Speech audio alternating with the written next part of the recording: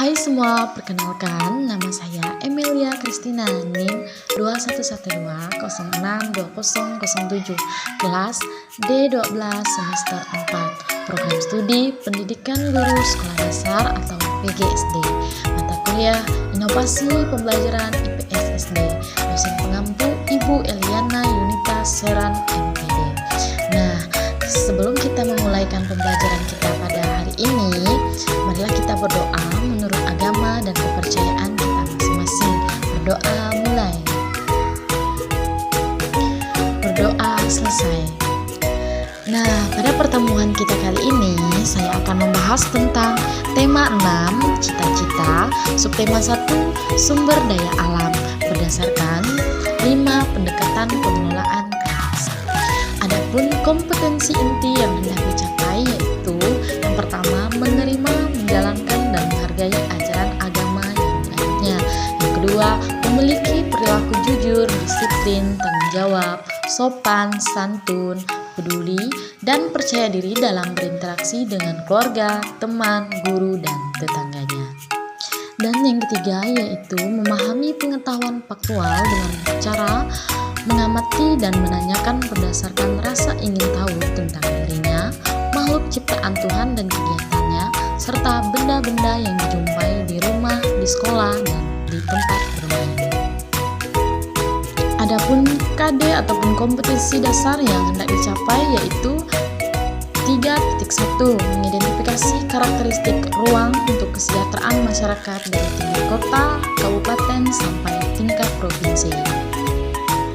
Sebelum kita masuk ke dalam materi pembelajaran, yang pertama yang akan kita bahas itu tentang pendekatan pengelolaan kelas. Nah, pendekatan pengelolaan kelas merupakan salah satu kegiatan dalam proses belajar mengajar agar berjalan sesuai dengan tujuan dan norma yang dilakukan oleh tenaga pendidik menuju pembelajaran yang berkualitas, kompeten, dan profesional. Nah, di sini saya mengambil 5 pendekatan dalam pengelolaan kelas yang saya pakai, yaitu yang pertama pendekatan author, yang kedua pendekatan intimidasi, yang ketiga pendekatan permisif, yang keempat pendekatan instruksional, yang kelima yaitu pendekatan pembelajaran. Nah, saat ini kita masuk ke dalam materi pembelajaran. Yang pertama itu tentang sumber daya alam. Sumber daya alam atau SDA adalah segala sesuatu yang berasal dari alam yang dapat digunakan untuk memenuhi kebutuhan hidup manusia. Contohnya hewan, tumbuhan, air, dan masih banyak kekayaan alam yang lainnya. Tidak hanya itu, sumber daya alam dapat dibedakan menjadi 2, yaitu sumber daya alam yang dapat diperbaharui dan sumber daya alam yang tidak dapat diperbaharui. Sumber daya alam yang dapat diperbaharui adalah sumber daya alam yang tidak akan pernah habis walaupun digunakan secara terus-menerus, contohnya tanah, air, udara, matahari, tumbuhan, dan lain-lain. Sedangkan sumber daya alam yang tidak dapat diperbaharui adalah sumber daya alam yang jika digunakan secara terus-menerus akan habis, contohnya minyak bumi, batu bara, biji besi, nikel, emas, dan lain sebagainya. Nah, tentu adik-adik pasti bertanyakan tentang apa sih manfaat dari sumber daya alam yang dapat diperbaharui dan manfaat sumber daya alam yang tidak dapat diperbaharui. Nah, di sini kakak akan menjelaskan tentang manfaat sumber daya alam yang dapat diperbaharui dan sumber daya alam yang tidak dapat diperbaharui. Nah, yang pertama yaitu manfaat sumber daya alam yang dapat diperbaharui. Nah, yang pertama yaitu tanah. Tanah ini adalah bagian dari kerak bumi yang memiliki susunan dari mineral dan bahan-bahan organik. Tanah sangat memiliki peranan penting bagi seluruh kehidupan manusia di bumi, karena tanah mendukung kehidupan tumbuhan dengan adanya hara, serta air yang menjadi penopang akar untuk tetap tumbuh dan berkembang. Nah, tanah juga dimanfaatkan oleh manusia sebagai tempat persawahan, perkebunan, perumahan, dan lain sebagainya. Yang kedua, air. Air adalah salah satu sumber daya alam yang dapat terbaharui atau sumber daya alam yang tidak akan pernah habis walaupun digunakan secara terus-menerus oleh manusia. Nah, penggunaan air sebagai sumber daya alam ini meliputi penggunaan air untuk irigasi, penggunaan air untuk minum, penggunaan air untuk bahan industri. Nah, selain itu, air juga dimanfaatkan oleh manusia sebagai sumber energi alternatif. Contohnya pada penggunaan kincir angin dalam penggunaannya di pembangkit listrik tenaga air ataupun PLTA. Yang ketiga ada udara. Udara adalah sumber daya alam yang sangat penting bagi keberlangsungan hidup manusia dan makhluk hidup lainnya. Tanpa adanya udara yang bersih dan segar, manusia tidak dapat menjalankan kehidupannya dengan baik. Adapun manfaat udara bagi keberlangsungan makhluk hidup untuk bernafas, untuk membantu proses fotosintesis, sebagai penyejuk, sebagai pembangkit listrik tenaga angin, dan lain sebagainya. Yang keempat ada matahari. Matahari merupakan salah satu pusat tata surya di mana anggota tata surya yang lainnya mengelilinginya. Selain sebagai pusat tata surya, matahari merupakan sumber energi bagi kehidupan makhluk hidup yang ada di bumi. Panas matahari mampu menghangatkan bumi dan membentuk iklim, sedangkan cahayanya untuk menerangi bumi. Selain itu, matahari bermanfaat juga untuk membantu proses fotosintesis dari tumbuhan. Nah, yang terakhir yaitu ada tumbuhan. Tumbuhan merupakan salah satu makhluk hidup yang ada di bumi, yang memiliki daun, akar, dan batang, sehingga mampu menghasilkan makanannya sendiri dengan menggunakan klorofil untuk menjalankan proses fotosintesis. Nah, tumbuhan juga bermanfaat untuk menghasilkan oksigen, sumber makanan, sumber obat-obatan, dan lain sebagainya. Nah, selain manfaat dari sumber daya alam yang dapat diperbaharui, sumber daya alam yang tidak dapat diperbaharui juga memberikan manfaat adik-adik. Nah, manfaat sumber daya alam yang tidak dapat diperbaharui adalah antara lain, nah yang pertama ada minyak bumi. Minyak bumi adalah sumber daya alam yang tersimpan di bawah permukaan bumi dan berbentuk cairan. Minyak bumi ini berada di dalam pori-pori batuan pada suatu kolam di perut bumi yang disebut dengan reservoir.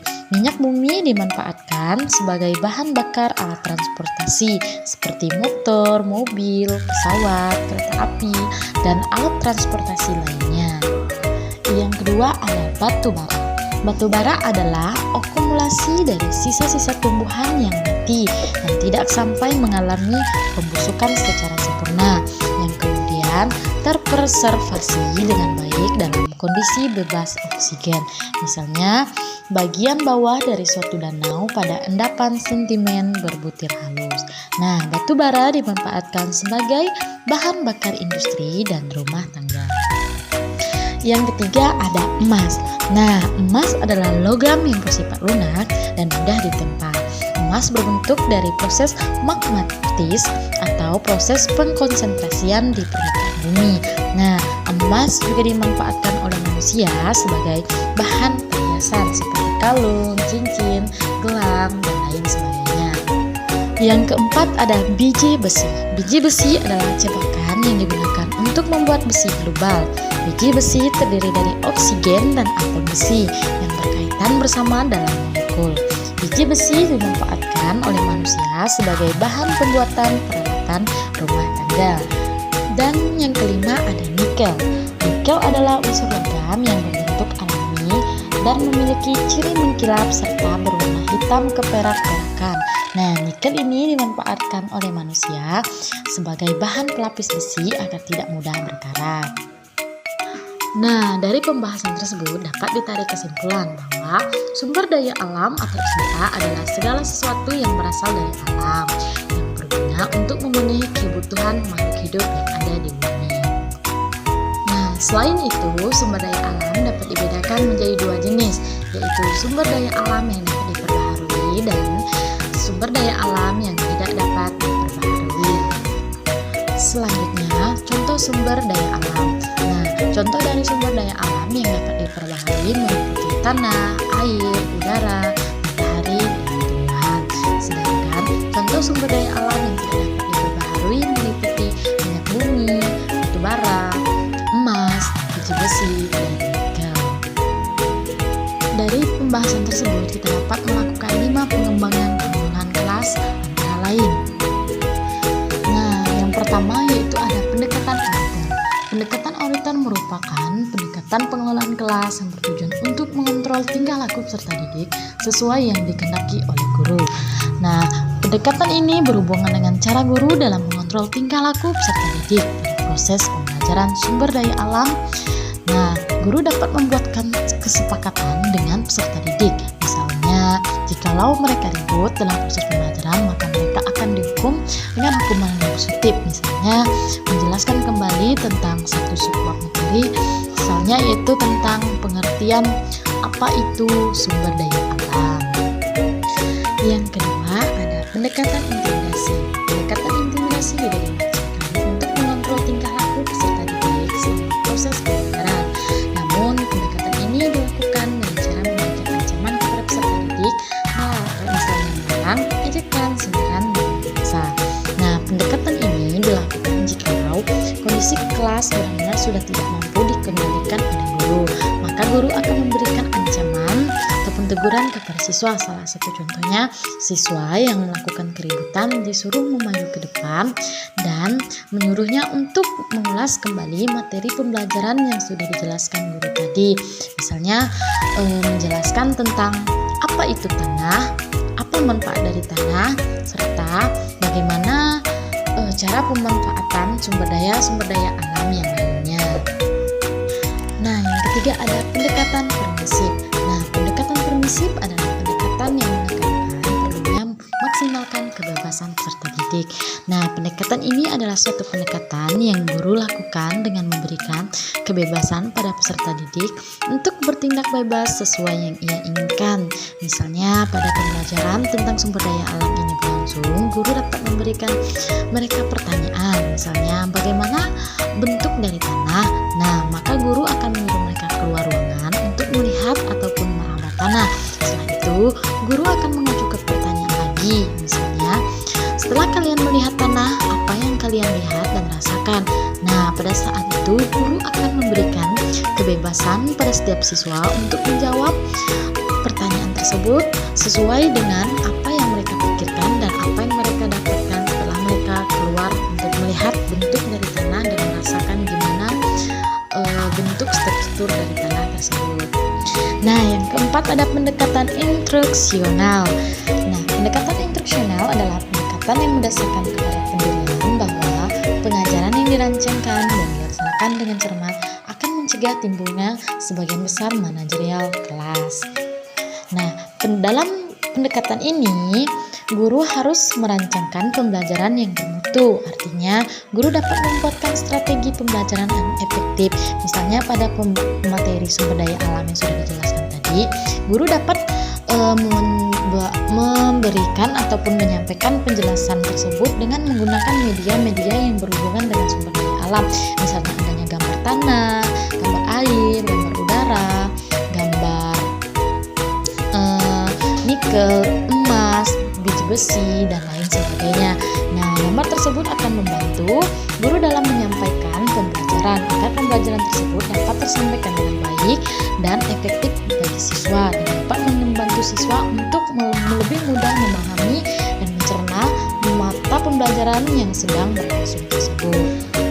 Nah, yang kelima ada pendekatan pembelajaran. Pendekatan ini didasarkan pada suatu tanggapan bahwa suatu perencanaan dan pelaksanaan akan mencegah munculnya masalah tingkah laku anak didik dan mencegah masalah itu bila tidak bisa dicegah.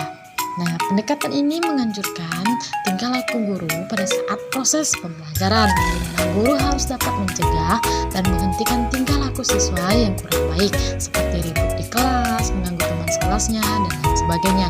Nah, disitulah guru harus melakukan semua pendekatan secara individu kepada siswa yang bersangkutan dan menegurnya, serta memberikan peringatan kepada siswa tersebut agar siswa tersebut takut dan jera untuk mengulangi